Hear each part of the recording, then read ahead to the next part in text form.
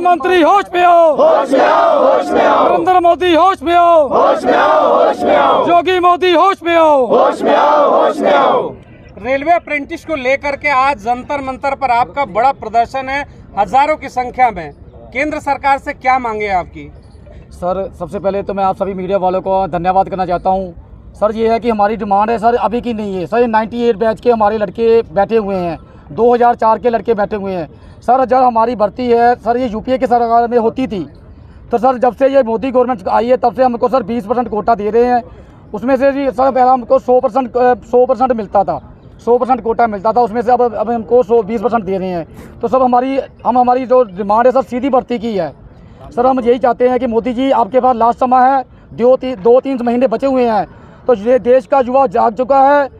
हमारी आपसे रिक्वेस्ट है कि हमारी सीधी भर्ती की जाए। आपने कहा कि 20% का कोटा वर्तमान की सरकार दे रही है, मोदी गवर्नमेंट। हाँ जी सर। आपने कहा यूपीए गवर्नमेंट में कितने कोटे मिलते थे सर? आपको? यूपीए की गवर्नमेंट हमको 100% सीधी भर्ती जीएम भर्ती होती थी। सर हम अपना जीएम पावर ही की डिमांड ही कर रहे हैं। हमको यही चाहते हैं कि हमारी जीएम कोटे के तहत हमारी भर्ती की जाए। हमारे लगभग 70,000 अप्रेंटिस अब इकट्ठा हो चुके हैं। मोदी जी अप्रेंटिस ट्रेनिंग के नाम पे ये बोल रहे हैं कि आपको हम रोजगार दे रहे हैं। सर देश को शायद देश के लोगों को ये छल कपट में रख रहे हैं, छल में रख रहे हैं। जैसे बोल रहे थे कि 15,000 आपका आएगा, सर 15,000 मैं तो मानता हूँ मेरे अकाउंट में आ गया है सर। मेरे को लगता है इनके भी भाइयों को भी आ गया होगा शायद। और सर हमारी एक ही डिमांड है कि सर हमारे 2-3 महीने रहते हैं और रेल मंत्री जी लगातार ये बोल रहे हैं कि आपकी पॉलिसी बन चुकी है, बन रही है। हमारे साउथ के लड़के ICF जो सदर्न रेलवे में काम करते हैं सर, वो भी अप्रेंटिस हैं सर, वो भी लगातार प्रोटेस्ट पे बैठे हुए हैं। रेलवे स्टेशन चेन्नई में बैठे हुए थे सर, उनको एक ही बात बताई जा रही है कि आपका काम होने वाला है, बस वेट करिए। तो जो बीजेपी प्रेसिडेंट है वो भी एक बात बोल रहे हैं कि आपका काम होने वाला है, तो सबको हो कुछ भी नहीं रहा। इसी के सर मद्देनजर हम सब ने एक जंतर मंत्र पे इकट्ठा होने का एक निर्णय लिया है।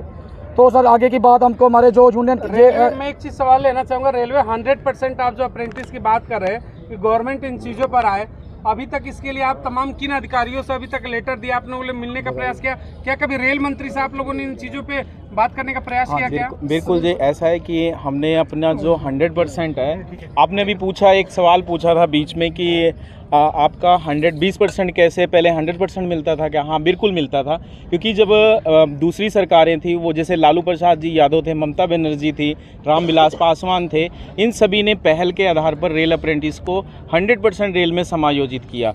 और ये जो 100% का नियम है डायरेक्ट रिक्रूटमेंट, ये DOPT की गाइडलाइन के अनुसार है। अलग अलग मिनिस्ट्री आज भी डायरेक्ट रिक्रूटमेंट कर रही हैं, जैसे GNM हो गई, बिजली विभाग में इलेक्ट्रीशियन हो गए, इन सब की भर्ती आज भी डायरेक्ट रिक्रूटमेंट के तहत हो रही है। रेलवे इतना बड़ा संस्थान है, 3 लाख से ज़्यादा सीटें इनके पास खाली पड़ी हैं, फिर भी हम लोगों को डायरेक्ट रिक्रूटमेंट नहीं दे रही है। डायरेक्ट रिक्रूटमेंट है क्या, ये समझने की ज़रूरत है। डायरेक्ट रिक्रूटमेंट DOPT की वो गाइडलाइन है कि जो लोग, क्योंकि DOPT जो है डिपार्टमेंट ऑफ पर्सनल ट्रेनिंग है, जो ट्रेनिंग ले चुके होते हैं उनको पहल के आधार पर नौकरी देना होता है। ऐसा नियम 1986 से लगातार चलता आ रहा है, अभी तक उसमें कोई बदलाव नहीं हुआ है। और रेलवे का मास्टर सर्कुलर हमने अपने मांग पत्र के साथ भी लगाया हुआ है, और वो जो रेलवे का मास्टर सर्कुलर है उसमें भी डायरेक्ट रिक्रूटमेंट का प्रावधान आज भी वैसे ही है जैसे पहले था। बात देखिए, जब संसद में सत्र में पेश होते हैं बजट देश के हमारे सालाना, उसमें कहा जाता है कि रेलवे बेनिफिट में है, तमाम चीज़ें रेलवे की बेहतर गिनाई जाती है। रेलवे बेनिफिट में फिर भी जब अप्रेंटिस 100% करने की बात आती है और D क्लास की भर्तियों की बात आती है, ट्रैकमैन की, उनकी भर्तियों को होल्ड किया जाता है। तो इस तरीके की तमाम चीज़ें, तो इसको आप लोग कैसे देखते हैं? सर इसमें 2 चीज़ें हो रही हैं। अभी आपने शायद RRC के अंदर जो रिक्रूटमेंट हुई है, गोरखपुर का आपने मैटर नहीं देखा होगा, उसमें खुद RRC का चेयरमैन भ्रष्टाचार में लिप्त पाया गया। ठीक है, ऐसे ही बहुत सारे एग्ज़ाम हैं जिसके अंदर खुले रूप में भ्रष्टाचार खुलकर आ रहा है कि जिनके पास स्किल्ड है उन लोगों को मौका नहीं मिल रहा है, अनस्किल्ड लोग रेलवे में जा रहे हैं। और एक और नई जानकारी दे रहा हूं कि अभी हाल फिलहाल में 6,000 से ज़्यादा जो BA graduate, post graduate, PhD किए हुए लोग ग्रुप D में परीक्षा भरे हुए थे और वो छोड़कर नौकरी भाग गए हैं। तो जो स्किल्ड लोग हैं, जो नौकरियां लेना चाहते हैं, उनको नौकरी नहीं दी जा रही है।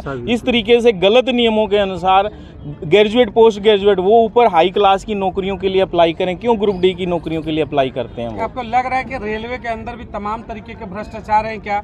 जब पोस्ट ग्रेजुएट, PhD लेवल के लोग D क्लास में जाते हैं तो कहीं ना कहीं रेलवे का जो सिस्टम है प्रश्न चिन्ह है उस पे?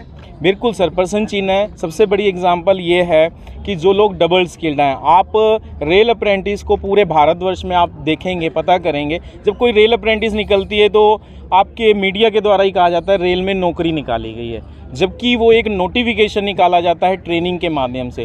होता तो नौकरी जैसा प्रोसेस है, मेडिकल होता है हम लोगों का सारा प्रोसेस जैसा रिक्रूट डॉक्यूमेंट वेरिफिकेशन होता है, हम लोगों का सिर्फ समायोजन बाकी होता है। इस बात को समझने की ज़रूरत है। जो आपने क्वेश्चन पूछा कि अभी मौजूदा जो भ्रष्टाचार है वो कहीं ना कहीं वाकई बहुत बड़े लेवल पे भ्रष्टाचार है, क्योंकि एक रेल अप्रेंटिस जो है मात्र 10 रुपये के डाक खर्च में रेल में समायोजित होता है। जब रेलवे अप्रेंटिस 10 रुपये में तो रेलवे का पैसा भी बचा रहा है और समय भी बचा रहा है, पर ये फिर भी जो लाखों रुपया ये ओपन मार्केट से जो लोग कैंडिडेट बुलाते हैं वो ट्रेंड भी नहीं होते हैं, और एक एक कैंडिडेट जिसको एग्ज़ाम के लिए कंडक्ट कराया जाता है उस पर कम से कम 50 से 60 हज़ार रुपया परीक्षा कंडक्ट कराने तक खर्च किया रेल जाता है। मंत्री go back, Narendra Modi go back, नयों को मौका दो, कुर्सी को खाली करो, रेल मंत्री कुर्सी खाली करो, नयों को मौका दो। केंद्र सरकार अक्सर बड़े बड़े मंचों से कहती है 2 करोड़ रोजगार की, और बात जब यहाँ पर अप्रेंटिस की होती है तो अप्रेंटिस वाले वो व्यक्ति होते हैं जो अपने स्किल में डेवलप किए रहते हैं, अपने आप को बेहतर होते हैं, उन चीज़ों को जानते हैं। उसके बाद भी अगर रेलवे किसी और को भर्ती करती है तो ये तमाम चीज़ें, एक तरफ हम 2 करोड़ रोजगार की बात करते हैं, एक तरफ जिसके पास स्किल है उसके रोजगार को ही हम खत्म करते हैं। क्या आप लोग कहना चाहेंगे देश के प्रधानमंत्री मुखिया मोदी से? बिल्कुल, एक बात कहना चाहेंगे। हमारे प्रधानमंत्री ने स्किल इंडिया का जब शुभारंभ किया गया था तो उन्होंने एक भाषण दिया था। उस भाषण में कहा था कि अगर देश का मजदूर दुखी होगा तो देश कभी सुखी नहीं होगा। आज ये देश का जो मजदूर है वो सड़कों पर है, तो देश सुखी है क्या? ये सबसे बड़ा सवाल है। रोज के रोज सर खुदकुशियाँ हो रही है सर। हमारे हर बैनर में सर हमने शिकवाया, हमारे साउथ के लड़के एक आग लगा के सर मर गए हैं। सर आए दिन सर भुसावल से मेरे को खबर आ रही है कि हमारा लड़का फांसी लगा कर मर गया है। सर देश का युवा मतलब लगातार ऐसा ही काम करता रहेगा। सर अगर ऐसा काम ही करना है तो हमें ये सरकार नहीं चाहिए, हमें कोई नई सरकार चाहिए जो हमारी सीधी भर्ती कर सके। मोदी सरकार गो बैक, रेल मंत्री मुर्दाबाद, चेयरमैन रेलवे मुर्दाबाद, रेल प्रशासन हाय हाय। जो ये आपके इतना बड़ा व्यापक प्रदर्शन है, दूर दूर से देश के अलग अलग राज्यों से आए हैं, हजारों की संख्या में 3 दिन का आपका प्रदर्शन है। केंद्र की सरकार 24 का चुनाव है, तमाम वादे फिर से होंगे नौकरियों को लेकर, तमाम सुविधाओं को लेकर। एक मैसेज होगा क्या इस मंच से कि हमारी मांगे सर मैसेज हमारा यही है कि सर देखिए जैसे हमारे अकाउंट में 15 लाख रुपया आ गया है, हमको 2 करोड़ की, जिसको 2 करोड़ नौकरी मिल गई है वो मोदी जी को जरूर वोट डाले। जिसको 2 करोड़ नौकरी में वो सम्मिलित है और 15 लाख उसके खाते में आ गए हैं, 15 लाख को 10 साल में मतलब कन्वर्ट कर लीजिए कितना अकाउंट अगर उसके खाते में आएगा तो हमें कोई नौकरी की जरूरत नहीं है। 15 लाख 1 साल में हमारे अकाउंट में आएगा तो 10 साल में तो मेरे हिसाब से मेरे पास करोड़ों रुपये आ गया है, तो सर हमको नौकरी की जरूरत नहीं है। अगर हमारे खाते में आ गया है तो मोदी जी को 15 लाख के वादे से नाराज हैं आप? अरे सर सारी दुनिया सारी सर अपना युवा वर्ग नाराज है सर। आप से एक आखिरी सवाल मैं लूंगा इस पीसी में, आपकी प्रमुख मांगे क्या होंगी हमारी 3 दिवसीय धरने में? बिल्कुल, हमारी प्रमुख मांग ये है कि जितना भी कोर्स कंप्लीटेड अभी तक भारतवर्ष में है लगभग 70,000 के करीब उसकी गिनती होगी और 3 लाख से ज़्यादा खाली पद हैं, सबको एक बार में समायोजित किया जा सकता है। दूसरे नंबर पे ये कि अगर रेल अप्रेंटिस को रोज़गार नहीं देना है तो युवाओं को ट्रेनिंग के नाम पर उनका शोषण नहीं होना चाहिए। अगर उनका शोषण अगर इसी प्रकार से होता रहेगा तो रेल अप्रेंटिस जो रोज़गार की मांग कर रहा है वो कहीं ना कहीं सरकार के द्वारा सबसे बड़ा अन्याय होगा। तो जो ट्रेनिंग कर रहे हैं, बहुत सारे ट्रेनिंग करने वालों के साथ दुर्घटनाएं हो जाती हैं, ना उनको कोई मेडिकल मिलता है ना कोई उनको बीमा मिलता है। तो सरकार ट्रेनिंग के नाम पर सिर्फ उनको इस्तेमाल ना करे और बीमा और मेडिकल जैसी सुविधाएं भी दे और उनकी सीधी भर्ती जल्द से जल्द करे, क्योंकि 3 लाख वैकेंट सीटें रेलवे के पास खाली पड़ी। पूरे देश की बात करें तो अप्रेंटिस किए हुए लोगों की संख्या कितनी है अभी? हाँ, 60 से 70 हज़ार के करीब उनकी गिनती है और अगर करंट वाले जो अभी अंडर ट्रेनिंग है उनको मिलाया जाए तो 1 लाख के करीब माना जाएगा। चलिए, बहुत बहुत धन्यवाद। Thank you. जैसे कि प्रधानमंत्री बोलते हैं ना, बेटी पढ़ाओ बेटी बचाओ और बेटी को आगे लेके जाओ। अब हम लोग बेटियां पढ़ने निकले हैं और हमारी खुद की बेटी भी पढ़ा रहे, तब प्रधानमंत्री जी को बोलना चाहिए, मोदी जी को, कि अपनी बेटियां इतनी आगे जा रही है तो हमें उनको रोकना क्यों चाहिए। मुझे इतना ही कहना है कि अपनी बेटियों को आगे बढ़ने के लिए प्रोत्साहन करना चाहिए, तो उन्होंने हमारे जीवन पावर लागू करना चाहिए, डायरेक्ट जीवन पावर उन्होंने हमको देनी चाहिए। हम लोग भी ऐसे ही चपरासी की नौकरी करके नहीं आए, हमने भी लड़कों के साथ कंधा का कंधा मिला के जॉब किया है।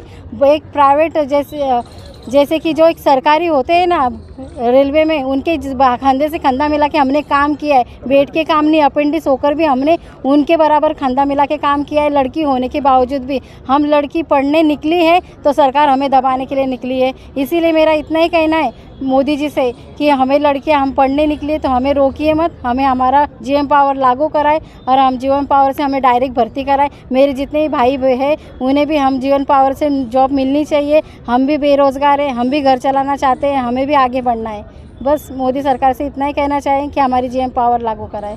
धन्यवाद। जिंदाबाद जिंदाबाद अप्रेंटिस जिंदाबाद जिंदाबाद जिंदाबाद रेल प्रशासन मुर्दाबाद मुर्दाबाद मुर्दाबाद रेल प्रशासन मुर्दाबाद मुर्दाबाद मुर्दाबाद। सर, मैं आपके चैनल के माध्यम से सर एक बात आपको पूछना, नरेंद्र मोदी जी से पूछना चाहता हूँ कि सर अगर यूपीए के सरकार में हमारी सीधी भर्ती होती थी, 2013 तक हमारे बैच लिए गए हैं, तो सर हमारे साथ सर क्या दुश्मनी है? सर ये हिंदुस्तान से सभी कोनों से आए हुए हैं, सभी भाई बहन हमारे, सर हमारे साथ क्या सर इसका हमें उत्तर चाहिए। सर यूपीए के सरकार में मतलब सीधी भर्ती होती थी, लेकिन अब क्यों नहीं होती? सर इसका आंसर हमें दे दिए बस। Thank you sir.